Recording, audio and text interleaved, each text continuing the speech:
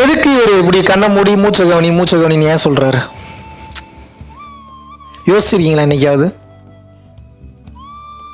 இதுக்கு பின்னாடி ஒரு ஞானம் இருக்கு, எல்லாத்துக்கு பின்னாடி இருக்கு, நம்ம தான் கவனிக்கிறது இல்லை. எனக்கு குரு யாரு அப்படின்னு கேட்டாங்க அப்படின்னா சிரிப்பா வரும். எல்லாமே குருவா இருந்திருக்கு. பறக்கிற காக்கா குருவா இருந்திருக்கு, ஓடுற முயல் குருவா இருந்திருக்கு, ஓடுற தண்ணி குருவா இருந்திருக்கு. தண்ணி கிட்ட இருந்து உன்னை கத்துக்கிட்டேன், கரண்ட் கிட்ட இருந்து உன்னை கத்துக்கிட்டேன். இத்தனையும் எனக்கு குரு தான். அதான் உற்று நோக்கினால் உலகம் எங்கும் ஆசான்கள் தான். அப்போ இந்த வகையில பார்க்கும்போது ஏன் மூச்சை கவனிக்க சொல்றாங்க? இன்னைக்கு தெரிஞ்சுக்குங்க. இதுக்கப்புறம் மூச்சை கவனின்னு சொல்லும் போது எது கவனிக்கிறோன்னு தெரிஞ்சு கவனிக்கணும். நீங்க எது கவனிக்கணும்? மூச்சும் மனதும். மூச்சை கவனிக்கும் போது மனசு கண்ட்ரோலுக்கு வரும். இப்ப நான் பேசுறேன்னு வச்சுக்கோங்க, உங்க மைண்ட் எதையோ வேகமா ஓடிட்டு வேற எதையோ நினைச்சுக்கிட்டு இருக்கேன்னா நான் பேசுறது உங்க மைண்ட்ல ஏறுமா? வாய்ப்பே கிடையாது. இதுவே நீங்க மூச்சை கவனிக்கும் போது என்ன ஆகும் அப்படின்னா, வார்த்தையை கவனிக்கணும். முதல்ல எங்கேயோ ஓடிட்டு இருக்கிற மைண்ட் ஒரு கண்ட்ரோலுக்கு வரும். கண்ட்ரோலுக்கு வரும்போது நான் பேசுற விஷயம் ஈஸியா உங்களுக்கு கிராஸ்ப் ஆகும். இதனாலதான் மூச்சை கவனிக்க சொல்றது. இப்ப புரியுதா உங்களுக்கு? இதுக்கு பின்னாடி ஒன்றும் பெரிய சயின்ஸ் எல்லாம் ஒன்றும் செயல்படல. பட் இந்த விஷயத்தை நீங்க தெரிஞ்சுக்கணும். எல்லா இடத்துலயும் கண்ணை மூடுன்றாங்க, மூச்சை கவனின்றாங்க. எதுக்காக? இது உங்க லைஃப்ல நீங்க அப்ளை பண்ணிக்கணும். எப்பெல்லாம் பதட்டம் படபடப்பா இருக்குதோ, எப்பெல்லாம் ரொம்ப டென்ஷனா இருக்கீங்களோ, எப்பெல்லாம் ரொம்ப கவலையோட இருக்கீங்களோ, எப்பெல்லாம் சுச்சுவேஷன் உங்களை மீறி செயல்படுதோ, டக்குன்னு கண்ணை மூடி மூச்சை கவனிக்க ஆரம்பிச்சிருங்க.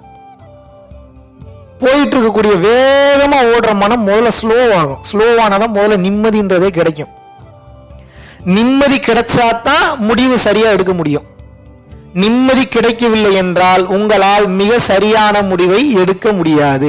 நீங்க முதல்ல கண்டுபிடிக்க வேண்டியது, முதல்ல அடைய வேண்டிய விஷயம் என்ன அப்படின்னா, மைண்டோட ஸ்பீடை கம்மி பண்ணணும். எல்லா பயிற்சியும் இதுக்கு தான் கொடுக்குறாங்க. எதுக்கு கொடுக்குறாங்க? மைண்டோட வேகத்தை கம்மி பண்றதுக்கு. மைண்டோட வேகம் எப்போ கம்மி ஆகுதோ நீங்க எதையும் தேடி போகவே வேணாம், எல்லாம் உங்களை தேடி வரும். அவ்வளவுதான் ரகசியம். attached to nothing, connected to everything, needing nothing, attracts everything. எதுவும் வேணான்னு உட்காருங்க, எல்லாம் உங்களை தேடி வரும். வேணும் வேணும்னு ஓடிக்கிட்டே இருந்தீங்கன்னா ஒரு கட்டத்தில் அடைவீங்க, உயிரை கொடுத்து அடைஞ்சிருவீங்க. ஆனா அந்த அடையிற வரைக்கும் நீங்க உழைத்த அந்த உழைப்பு, கடுப்பு, டென்ஷன் இதெல்லாம் உயிராட்டல போட்டு செதைச்சிருக்கும். முதல்ல உங்க மனம் என்ன சொல்லுது அதை கேட்டுக்கிட்டே இருக்காதீங்க. அதாவது லிசன் பண்றது வேற, அதை அப்ளை பண்றது வேற. உங்க மனசு ஒண்ணு சொல்லுதுன்னா நல்லா கவனிங்க.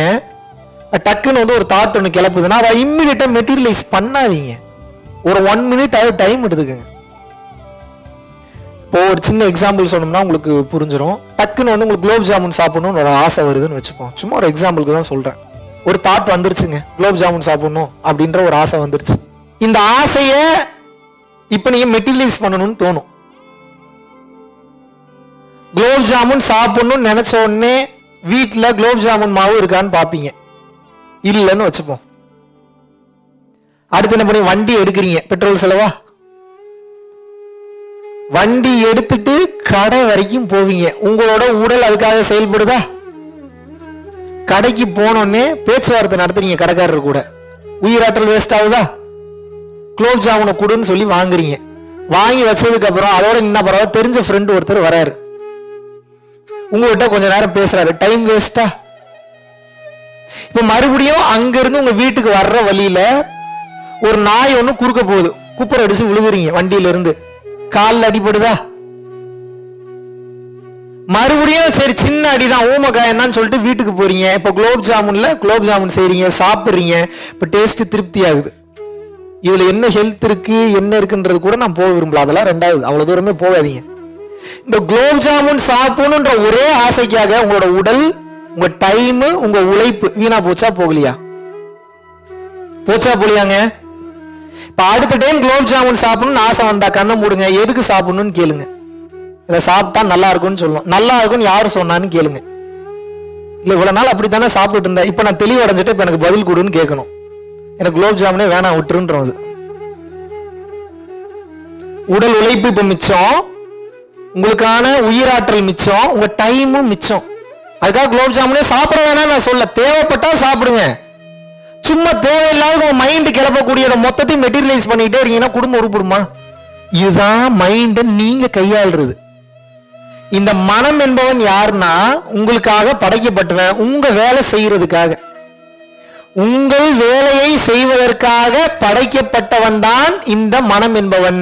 ஒரு கட்டத்துக்கு மேல அந்த வீட்டுக்காரன், ஆக்சுவலா உண்மையான வீட்டுக்காரன் நீங்க தான். இப்ப அவன் வீட்டுக்காரனா மாறிட்டான், அவன் வேலைக்காரனா நியாயப்படி. இப்ப அந்த வேலைக்காரன் என்ன பண்றான்? உங்க உயிரை எடுத்து, உங்க எனர்ஜி எடுத்து, உங்களுக்கு உண்டான எல்லாத்தையும் எடுத்து இப்ப கட்டளை போட்டுட்டு இருக்கான். போ இதை பண்ணு, போ அதை பண்ணு, இதை ஃபாலோ பண்ணு, அதை ஃபாலோ பண்ண அவனு சொல்லிட்டு இருக்கான். நீங்களும் செயல்பட்டுக்கிட்டே இருக்கீங்க. புரியுதா புரியலையா உங்களுக்கு? இப்ப நான் சோறு போடுறேன், அவனுக்கு என் வீட்டுல வேலைக்கு வச்சிருக்கேன், நான் சம்பளம் கொடுக்குறேன். என் வேலைக்காரன் நான் சொல்றதை கேட்கணுமா, அவன் சொல்றதை நான் கேட்கணுமா? இந்த மனம் என்பவன் உங்களது வேலைக்காரன், ஆனால் இப்போது அவன் உங்கள் எஜமானனாக மாறிவிட்டான். எப்போது இந்த வேலைக்காரனை வேலைக்காரனாக மறுபடியும் நீங்க மாத்திடுறீங்களோ முடிஞ்சு போச்சு. இதுக்கு பேர் தான் புத்தான்றாங்க. இந்த நிலைக்கு பேர் தான் புத்தா. புத்தா என்பது பேரு கிடையாதுங்க, புத்தா என்பது ஒரு நிலை. எவன் ஒருவன் தனது புத்திக்கு தாதாவாக மாறிவிடுகிறானோ அத்தனை பேரும் புத்தா தான். மைண்ட் போடுற எல்லா கட்டையிலையும் கேட்டுட்டு இருக்க மாட்டான், அது பேசிக்கிட்டே தான் இருக்கும், கவனிச்சுக்கிட்டே இருப்பான். அதை மெட்டீரியலைஸ் பண்ணவே மாட்டான், ரியாக்ட் பண்ண மாட்டான், ரெஸ்பாண்ட் பண்ண மாட்டான்.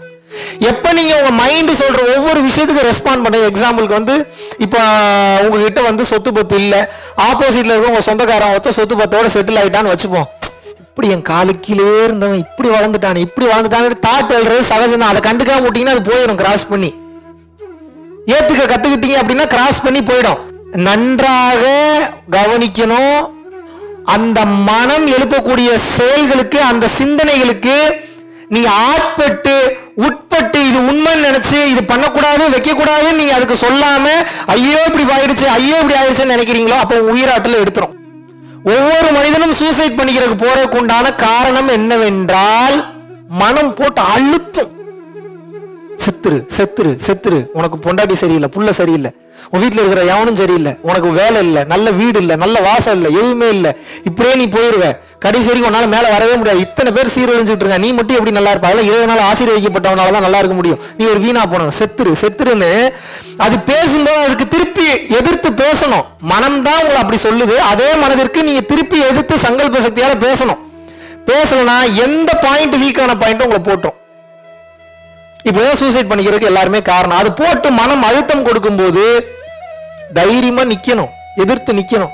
என்ன உனக்கு பிரச்சனை? இப்போ ஏன் கடன் பிரச்சனையோட இருக்கிறவன்லாம் இப்ப உயிரோட வாழலையா அப்படின்னு கேள்வி கேட்கணும். எவ்வளவு கடன் பிரச்சனை தான் இன்னைக்கு உங்களுக்கு சத்தியம் பண்ணி தரேன், மொத்த கடன் ஜீரோக்கு வரும், எழுதி தரேன், அதுல மாற்று கருத்தே கிடையாது. நீ ஒண்ணு மட்டும் பண்ணுங்க, கருணையின் அடிப்படையில் செயல்படுங்க, அன்னதானம் பண்ணுங்க, போதும்.